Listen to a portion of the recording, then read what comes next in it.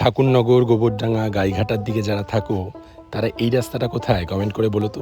জামাই ষষ্ঠীর পরের দিন ভাবলাম একটু বাজারে যাই। সকাল থেকে মেঘলা, ওয়েদারটা একটু হলেও কম গরম, তাই বাইরের পরিবেশটা তুলনামূলক ভালোই লাগছে। কারা কারা বুঝতে পেরেছো জায়গাটা কোথায়?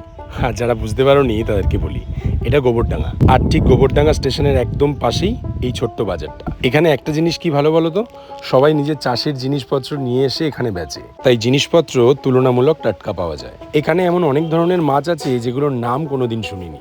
চারিদিকে মাছ দেখতে দেখতে কনফিউজ হয়ে যাচ্ছিলাম, কোনটা ছেড়ে কোনটা নেব।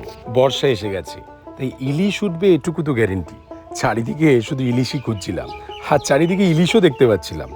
যেখানেই তাকাচ্ছি শুধু ইলিশ আর ইলিশ। এখানে 1000 টাকা থেকে শুরু, 1000, 1100, 1200, 1300, 1500 এবং 1800 টাকা পর্যন্ত রয়েছে। আর কি, একটা ডিমওয়ালা ইলিশ খাবার ইচ্ছে হচ্ছিল।